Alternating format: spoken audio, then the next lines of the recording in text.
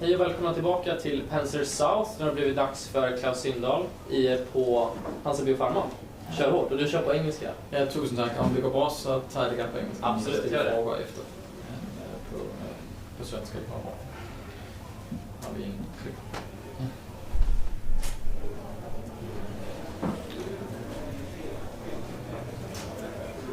So before I start my presentation, I just need to show you this forward-looking statement.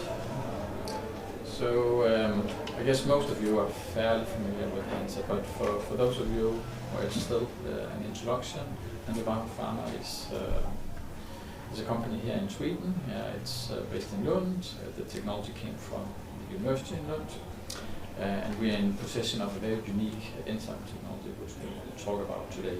An enzyme technology which very fast and effectively can reduce or actually inactivate all your IgG in the body, which is relevant in certain situations. Please, can you speak up a little? You can't hear me? You can't hear me. Okay, I'll try to raise my voice. Is this better? Okay. So this technology is very relevant in certain indications where you need to take down the immune system in order to avoid a rejection episode after a kidney transplantation, or to enable a kidney transplantation, for instance, or in cases where you have an acute autoimmune diseases where the immune system is triggered and start to attack the body's own organs, such as the lung or the kidneys. We have a very broad pipeline of drug candidates, so we actually have 7 clinical programs right now, 3 in phase 3, and our technology has been validated across 3 therapeutic areas. So first and foremost, of course, with the conditional approval in kidney transplantation. Secondly, we also have proof of concept in the first acute autoimmune indications called anti-GBM. I'll come back to that because we have actually expanded our activities to 3 programs in that space. And then thirdly, within gene therapy, the very exciting field of gene therapy, where we now have 3 partnerships covering 4 indications. Most of you may be aware of the partnership we have with Sarepta Therapeutics, where we are about to enter the clinic with imlifidase as a pre-treatment to their SRP 9001, or Elpidis as it's actually called commercially. So Sarepta actually got approval before summer in patients aged 4 to 5 suffering from Duchenne muscular dystrophy. We have a high-performance organization with colleagues having more than 20 years of life science experience, and we are roughly 160-170 colleagues across the US and Europe. So we have started to build up a commercial organization in Europe to cater for the European market, and we'll come back to the progress of our commercial launch. As I said, we are headquartered in Lund, but we also have operations in the US and in the major European markets. Financially, we are financed into 2025, so we have a cash runway to 25, and we have a market cap of roughly $230 million US dollars, or 2.3 billion Swedish kronor. Yeah, so this is a slide I wanted to go back to addressing our technology and why it's so fascinating. So the technology, or the enzyme, stems from a bacteria called Streptococcus pyogenes, known from health throat disease. And if you use this enzyme properly, you can actually cleave these IgG, which is 80% of your immune system, very fast and effectively. So basically, from a 15-minute infusion, 2 to 6 hours afterwards, you have almost inactivated all IgG in your body and in your blood and tissue, and that will stay down in 5 to 7 days before it gradually starts to bounce back. And as I said initially, this is relevant in a number of different indications, such as transplantation, acute autoimmune diseases, and gene therapy. Looking at our pipeline, we have a very significant pipeline of clinical programs, 7 clinical programs, which is actually quite significant of a company of this size. Most of these programs, as you see, are based on our first generation technology, imlifidase, which is suited for monophasic acute diseases. But we have also now moved our second generation for repeat dosing into the clinic. So we have tested this in 36 healthy volunteers, and we will choose an indication later on this fall. So this is very exciting because this will open up our presence in the chronic space, which is much larger than the acute space. If we go into kidney transplantation and where we actually have received the first approval, which is a conditional approval, we have obtained approval or label in the indication for highly sensitized patients who are incompatible to a deceased donor, which means that it's patients suffering from kidney disease who are under dialysis today who cannot find a matched donor in the organ allocation system. They cannot find a matched donor because of too high level of donor-specific antibodies, which has come due to either multiple pregnancies, previous blood transfusions, or transplantations. And that is roughly 10 to 15% of patients waitlisted today. So they are actually waiting against hope on the waitlist. It's actually more likely for them to die than finding a match, with very, very few chances.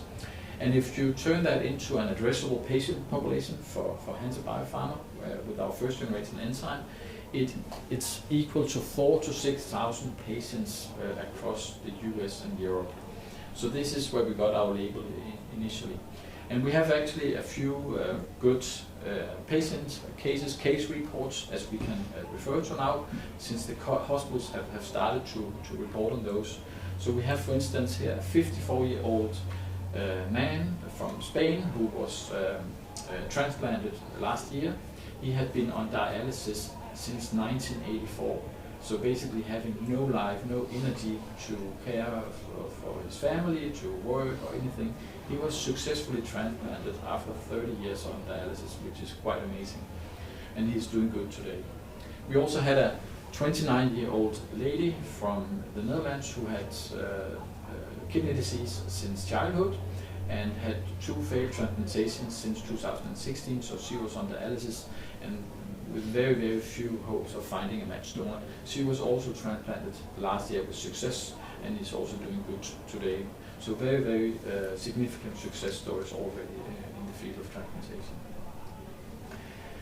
transplantation. Since we have commercialized, we have been very diligent, very thorough in talking about how this launch curve will materialize over the next few years. So we have talked about that we needed to build the foundation for imlifidase to be a commercial success. And in order to do so, we needed market access, which is pricing and reimbursement. We have now obtained that in 13 markets, including the big 5. The first market was actually in Sweden, where we obtained the pricing and reimbursement. We have also secured clinical readiness in a large number of clinics. We are targeting the leading transplantation centers in Europe in order for those centers to develop the in-house competence to be reference centers for others. Thirdly, we have also increased the awareness among patient organizations and advocacies around kidney disease, and we actually now have a solution in place for those who are on dialysis for many years and can't find a matched donor. And then we have also started a post-approval study. Since we have a conditional approval, we also need to carry out a post-approval study, a phase 3 if you like, in 50 patients. And whether we like it or not, it's also a bit of cannibalization and one of the reasons for the launch curve not to be steeper than it is, because those 50 patients will be treated free of charge versus the commercial patients who will be treated to a cost around 3 million Swedish per treatment. And then finally, we have also now secured access to the organ allocation system. So for instance, Eurotransplant has started out a new pilot program in a specific patient population allowed for imlifidase tier patients. Initially around 20 patients, but there are hundreds of patients who could be liable for a treatment like ours in the allocation system. And then as I indicate here, we are closing in on the first phase of the launch curve, which has been characterized by being low and volatile. We are now going into a more accelerated territory, as we can now leverage the experience. We have a lot of repeat business now in a number of clinics, so we should see that materialize. We have also now obtained approval in a place like Australia, where we actually got label to also transplant living donor transplantation. And this will, in theory, actually expand the pool of organs, because relatives have an incentive to donate an organ. So this is very transformative for our drug. And then finally, we are working to get approval also in the US. The US market has been a bit difficult for us. We needed to do a phase 3 before we could get approval. So we have decided, or we have agreed with the FDA to carry out a pivotal phase 3 study in 64 patients, which we hope to finalize, or at least randomization, by the end of this year, and then there will be a 1-year follow-up before we have a BLA. And then longer term, we will potentially move into other solid organs, such as heart and lung, and we will also work on expanding the label to living donor across geographies. So that was kidney transplantation. Now we are moving into a new territory, autoimmune diseases, and as we are depicting here on this slide, there are more than 100 different autoimmune diseases, and 3 to 5% of us will be affected by an autoimmune attack sooner or later during our life. And the majority of those are chronic, but there's also several acute diseases, acute autoimmune diseases, where we can actually have a play and where we can address those immunologic attacks. And this is actually what I wanted to depict on this slide, because there's actually a number of indications here which could be relevant for us to pursue. Those in orange are programs where we are investigating imlifidase. So anti-GBM, we are running a pivotal phase 3 program. ANCA-associated vasculitis, I'll get back to that, but it's a new indication which is done by an investigator, Charité in Berlin. They are looking into 10 patients, and so far we have already recruited 3 patients. GBS is another acute autoimmune indication, very interesting, Guillain-Barré syndrome, which is caused by a virus. It could be a Zika virus, and many patients actually need respiratory support, and even up to 5% die from this disease. So moving back to that new indication in ANCA-associated vasculitis, where we're now running a phase 2 program with Charité in Berlin. It's an autoimmune condition. Actually, ANCA-associated vasculitis is a group of autoimmune indications. And here it's antibodies which are directed in the bloodstream and damages the blood vessels, which eventually leads to kidney failure or even lung failure. So some will need respiratory support. So it's a very severe indication. And here the idea is that we can knock down this IgG attack fast and effectively in order to stop that attack and have the patients do good again. Gene therapy, personally I'm very, very excited about gene therapy. It's a new area for Hansa, but very, very relevant, since 5 to up to 70% of the gene therapies out there see issues with neutralizing antibodies. So when a gene therapy is delivered through a viral vector, a so-called adeno-associated virus, it's the intention that this new gene will replace the gene which has a failure, and you need to do that through this viral vector. And in many cases, it cannot be used due to these neutralizing antibodies. So you need to inactivate those antibodies before you can actually treat patients. So in the case with Duchenne, for instance, 14% of their patients cannot be treated today with their gene therapy, which is approved because of these neutralizing antibodies. But now we have shown in animal models, in monkeys, that it's actually achievable with imlifidase. So that's a way to get into the cell and remove the gene causing the underlying disease. And as I mentioned in the beginning, we have secured 3 partnerships covering 4 programs. First and foremost, of course, with Duchenne muscular dystrophy, with Sarepta, they obtained approval in 4 to 5-year-old kids with this severe disease. It's an indication which many times is diagnosed at the age of 3 to 5, and these kids, it's often boys, they are bound to wheelchair at the age of 12 or 13, and most of them will actually die between the age of 25 and 30, so a very, very severe indication. But here the idea is you can replace the gene, the unhealthy gene at an early stage, and the patient should be good.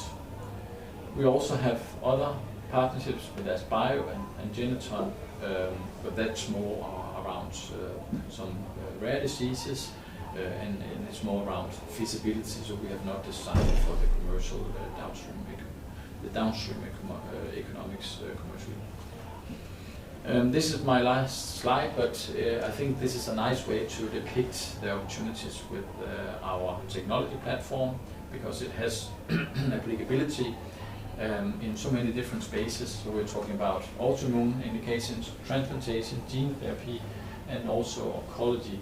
So you see here these colored hexagons are an expression for ongoing programs. So we have 3 programs in autoimmune space, we have 3 programs in transplantation, and also 4 programs in gene therapy. And there's so many other opportunities relevant for us. But also from a technology point of view, we can expand from first generation to potentially combine with others like FcRn inhibitors, and also with the next generation of enzymes we can actually approach the more chronic space with our compound for repeat dosing. So with that, I'll hand it back to Ludwig. Thank you very much, Klaus. Jag tänkte börja med att kolla om det finns några frågor i publiken. Annars kör jag på. Nej, men jag kör då. I'll continue in English. You soon completed your first clinical trial with this new compound immunizer program. When can we expect data from this, and when will you choose what indication to go with? Yeah, so we just completed enrollment this summer in 36 healthy volunteers, actually in Sweden. So we expect data lock now in this fall, and soon after we should have the first data readout. So later this fall, we have not guided exactly, but sometime during the second half of the year, we'll hopefully have the first high-level data from this program, and also give some guidance around which lead indications to pursue. Right. And Sarepta is entering a phase 1b trial with a combination therapy. Do you have any expectations on how many trials FDA would require in order for it to be approved, the combination in this? I think it's too early still to determine. Now we've come to terms with the FDA to run a fairly small study in less than 10 patients, which is supposed to commence this second half. And based on that data, I think the path forward will be determined. I mean, this is also a rare disease with a high unmet medical need, yeah. And since they already have approved in their lead indication, I mean, there is also some urgency to get this to the market to treat those remaining patients with too high titers of neutralizing antibodies. Right. And switching to kidney transplantation, you have recruited all the patients now, but they have not been randomized. In the US ConfIdeS trial? Yeah. Yeah. Yes, so there's been a decision taken to over-enroll in the US ConfIdeS trial, because we cannot control when patients actually get a kidney offer. So in order to secure that milestone of completing randomization by the end of this year, we have decided to over-enroll the study. We've also expanded the number of sites involved. So we are going from 14 centers up to 22 to reach that target. So we're doing what we can to do it.